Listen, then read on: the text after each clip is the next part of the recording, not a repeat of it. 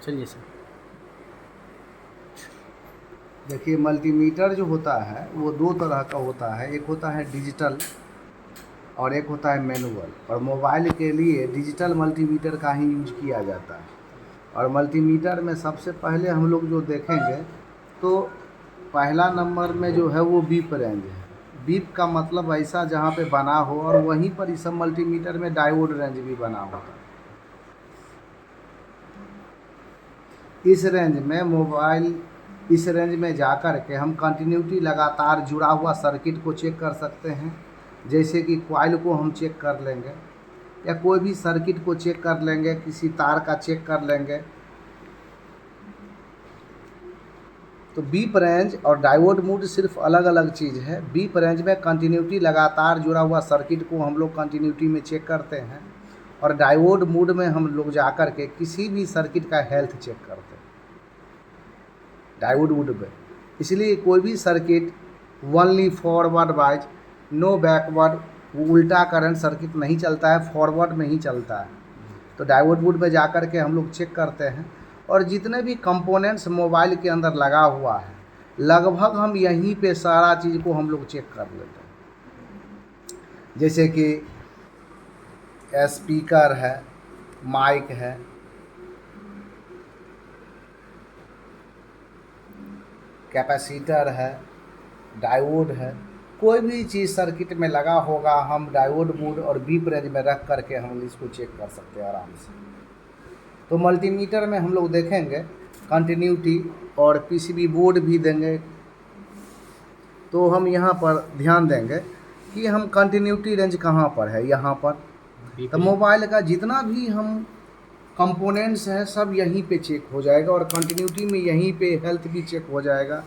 आपको कहीं घुमाने की ज़रूरत नहीं है, यहीं से हर चीज़। लेकिन आपको जानना होगा एक कैपेसिटर का टेस्टिंग क्या होता है। एक कैपेसिटर का टेस्टिंग क्या होता है, एक रजिस्टर का टेस्टिंग कैसे करेंगे,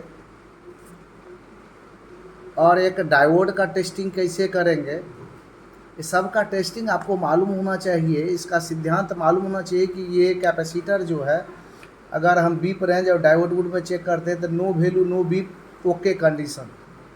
अगर वैल्यू दे रहा है तो लीकेज है, अगर दोनों तरफ से बीप मार रहा है तो फुल शॉट है, चल रहा है तो भी लीकेज है। इसका ओके कंडीशन हो, कोई भी तरफ से ये वन का ही सिंबल आएगा या ऑयल आएगा, चलने कुछ नहीं चलेगा, तो कैपेसिटर क्या होगा, ओके कंडीशन होगा।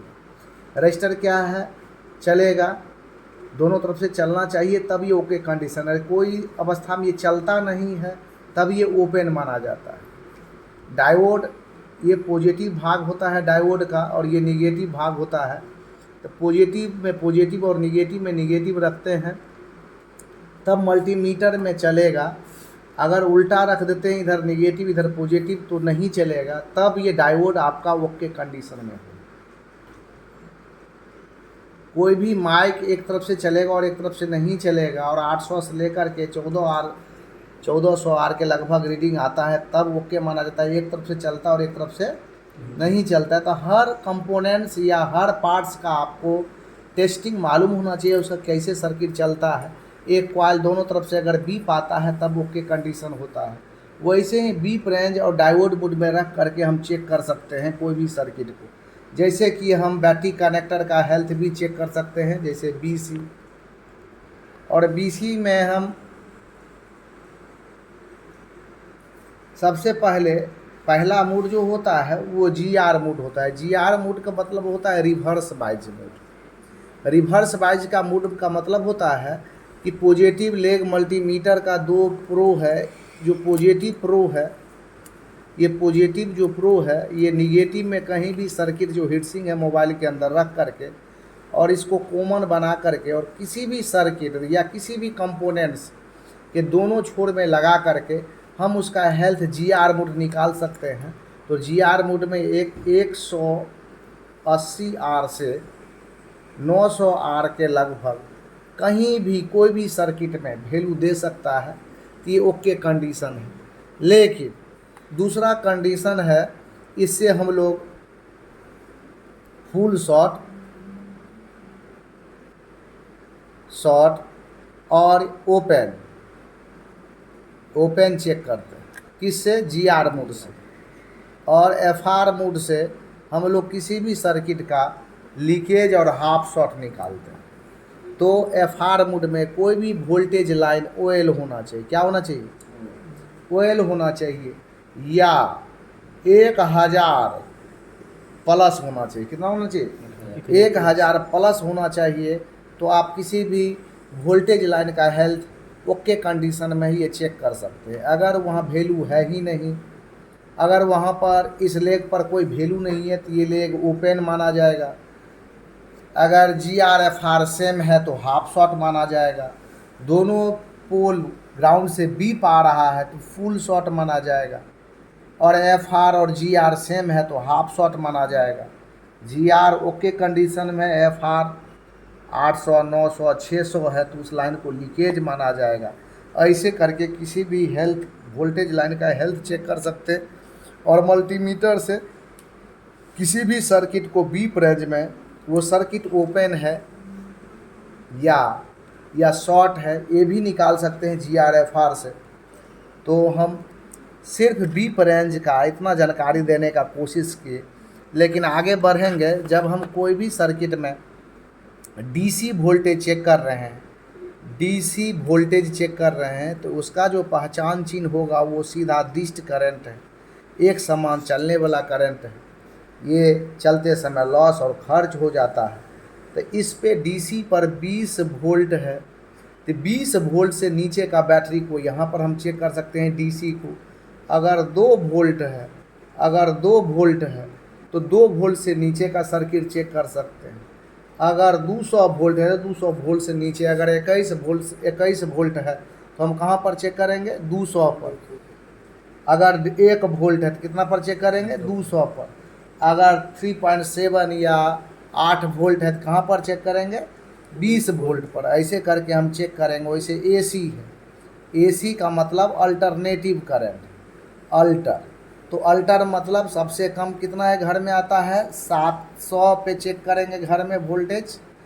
और कोई भी बैटरी 200 वोल्ट से नीचे है तब 200 पर चेक करेंगे।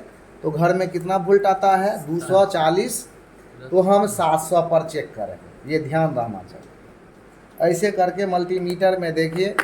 दूसरा है कि रजिस्टर का मात्रक ओम होता है, रजिस्टर का मात्रक ओम होता है।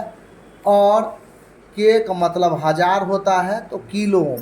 तो सबसे पहले है 2K, उसके बाद है 20K, उसके बाद है 200K। इस पे रख करके आप किलो ओम में रजिस्टर को निकाल सकते हैं। बीप रेंज के बगल में यहाँ पर देख सकते हैं। यहाँ देखेंगे सबसे कम कितना है? 200K, उसके बाद 2000K, यहाँ उसके बाद 20K, यहाँ देखिए 200K। ऐसे करके हम रेंज बढ़ाते जाएंगे। जिस रेंज में सेम वैल्यू दोनों तरफ से रजिस्टर में आता है उतना ओम्स का रजिस्टर है तो रजिस्टर को हम ओम रेंज में चेक करते हैं। यहाँ पर रख करके पहले हम बीप रेंज में चेक करेंगे। बीप रेंज से मालूम चलता है कि LBR है कि HBR है। अगर बीप आता है रजिस्टर तो लो वैल्यू रजिस्टर है। अगर बीप नहीं आता है, बीप रेंज में चेक किए वैल्यू आया, तब हम यहाँ पर वैल्यू कितना ओम्स का रजिस्टर है यहाँ पर रख करके चेक कर सकते हैं। यहाँ पर ये देख रहे हैं, यहाँ पर PN को चेक किया जाता है। और यहीं पर आप एक LED को लगा करके, ये दोनों में LED को लगा करके LED आपका सही है या ख़राब है ये भी चेक कर सकते हैं यहाँ। तो आप देखिए यहाँ पर DC देखिए एम्पियर है, ये DC एम्पियर को यहाँ पर चेक कर सकते हैं। और यहाँ पर हाई एम्पियर को चेक कर सकते हैं। यहाँ पर बीप रेंज, यहाँ पर ओम रेंज, समझ रहे हैं। यहाँ DC वोल्टेज, यहाँ AC वोल्टेज 750 पर घर में चेक करते हैं। ऐसे करके आप कहीं भी रख करके चेक कर सकते हैं मल्टीमीटर से। जैसे इस मल्टीमीटर के बारे में भी जानेंगे तो यहाँ देखेंगे। इस प्रो को सिर्फ चेंज करके वहाँ पे रखना है। तो हम बीप रेंज कहाँ पर है? देखिए यहाँ पर बीप रेंज यहाँ पर रख करके कोई भी circuit beep range, diode mode, GR FR किसी भी वोल्टेज या सिग्नल लाइन या हेल्थ लाइन को हम यहीं से कंटिन्यूटी में, बजर रेंज में किसी भी पार्ट्स को यहीं पर हम लोग चेक कर सकते हैं। कहीं दिमाग ले जाने की ज़रूरत नहीं है, यहीं पर रख करके। लेकिन उसको जानना होगा कैपेसिटर क्या करता है तो सही माना जाता है, और क्या रीडिंग आता है तो ख़राब माना जाता है। ये आपको हर कंपोनेंट्स या पार्ट्स के बारे में डीपली नॉलेज होना बहुत ज़रूरी है। वैसे देखिए यहाँ ओम रेंज है, ओम रेंज पे रख करके हम लोग चेक करते हैं। हाई फ्रीक्वेंसी को यहाँ पर चेक करते हैं। एनसीबी आप कहाँ पे सिग्नल ओपन है, एसी सिग्नल वहाँ पर रख करके आप चेक कर सकते हैं। वैसे ही यहाँ पर है डीसी, देखिए डायरेक्ट वोल्टेज चेक कर सकते हैं। 2 वोल्ट है, 20 वोल्ट है, 200 वोल्ट है। वैसे ही 700 वोल्ट तो यहाँ पर, और एसी यहाँ पर चेक होता है। 700 पर एसी पर चेक होगा। देखिए अल्टरनेटिव करंट, यहाँ डीसी एम्पियर चेक होगा, यहाँ एसी एम्पियर चेक होगा, ऐसे करके। और यहाँ पर है कैपेसिटर को चेक करने के लिए। कॉइल कभी हेनरी में होता तो मल्टीमीटर अलग लेना पड़ता है हेनरी में चेक करने के लिए। अगर चेक करना सकते हैं एक बूस्ट कॉइल और बक कॉइल को, तो सबसे पहले बक कॉइल को यहाँ पर चेक करेंगे। बीप आता है तो ओके कंडीशन। तब दूसरा 200 ओम पर चेक करेंगे। 0.9 से 0.2 के लगभग रीडिंग आता है तो आपका 10 हेनरी का लगभग बक कॉइल है। बूस्ट कॉइल पहले यहाँ पर चेक करेंगे बीप रेंज पर। अगर बीप आ रहा है तो ठीक है, अगर बीप नहीं आ रहा है तो फर्स्ट स्टेप में ये ओपन है उसको हटा देंगे। तब दूसरा स्टेप में 200 ओम में चेक करेंगे। 1.2 से 0.9 तक आता है यहाँ पर रखने के बाद तो आपका 10 हेनरी के लगभग का या बूस्ट कॉइल वही है लाइट सेक्शन का, वो ओके कंडीशन में, उसको चेंज करने की कोई ज़रूरत नहीं है। तो ऐसे करके हम कहीं भी रख कर के चेक कर लेंगे कोई भी वोल्टेज।